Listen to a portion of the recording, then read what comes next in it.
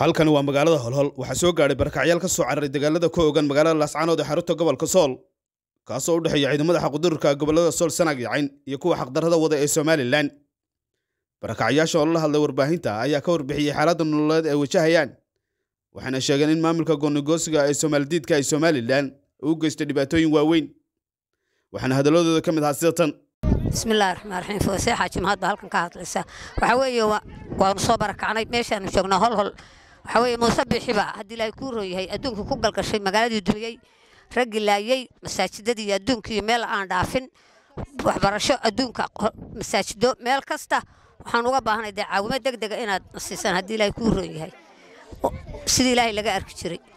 assalaamu calaykum warahmatullahi wabarakatuh waxaan mustaqbalna hay'adaha adduunka weynaha ku dhaqan ee dadka wax siiya waxaanu nahay dad soo barakacay oo yaalla Holhol guryo nooma baxsan oo caruur nooma baxsan hooyna ma haysano baqcad baan baan fadhinaa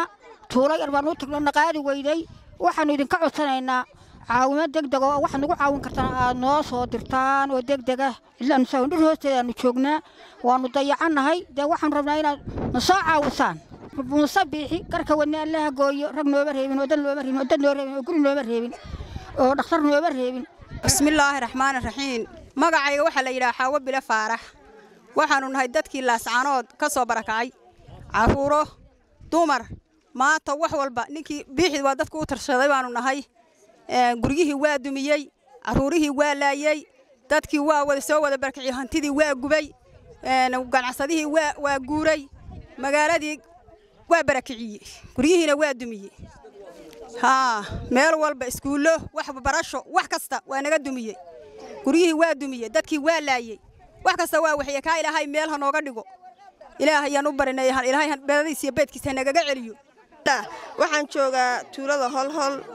magacay waxa la Aamina Maxamed Ismaaciil waxaan joogaa tuulada Holhol degmada Xuduun gobolka Sool magaalada Laascaanood waxaan dadka soo barakacay Laascaanood barakacaas macnaha Somaliland baan laysan gumaaday dadku umuri waa la laayay caruurii waa la laayay guriyii waa naga dumeen iskuuladii waxbarashadii caruur waxbarasho nooma haystaan tuuladaas aan joognaa masaajidada waa naga dumeen dhaqaatiirtii waa dumeen annagu tuuladaas aan joognaa biyo la'aan waa soomanahay biyo macaan ma helo biyaha kale waa iska yar yihiin wax hay'adaha adduunka iyo waxba wax caawinay wax garab kama helin haddaan nahay dadka tuulada jooga marka waxaan ka codsanaa tuulada Holhol waxna soo gaaray meesha waxaan ka codsanaa in wax la soo gaarsiiyo magacayga waxa la yiraahdaa Rooda Maxamed Xabxal waxaan joogaa meesha la yiraahdo Holhol waxaanu nahay dadkii Laascaanood ka soo barakacay muusabixi dadkii uu madfac la dhacay marka maata fara badan baanu nahay guriyii waa dumeen iskooladii wax kaste dadkii wax walba caruurihii maxaan sheegay waxbarashooyinkii wax kaste waa la dundumiyay digada iyo dambaska laga dhigay waxaan doonaynaa caawin gargaar Allah waxaan joognaa meesha la yiraahdo Holhol marka ilaahay baan caawin ka doonaynaa iyo hay'adaha islaamka bismillaahir rahmaanir rahiim magacay waa Faarax Ismaaciil waxaan joogaa tuulada Holhol ee ka tirsan degmada Xuduun gobolka Sool waxaan hay anigu gaar ahaan waxaan dadkii soo barakacay barakacayaashii ka soo barakacay gobolka Sool magaalada Laascaanood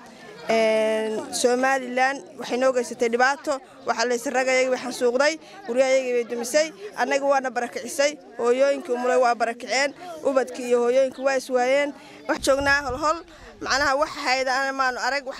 gacan qabtay ilaa hadda ma arag waxaan nahay barakacayaashii biyo ma haysano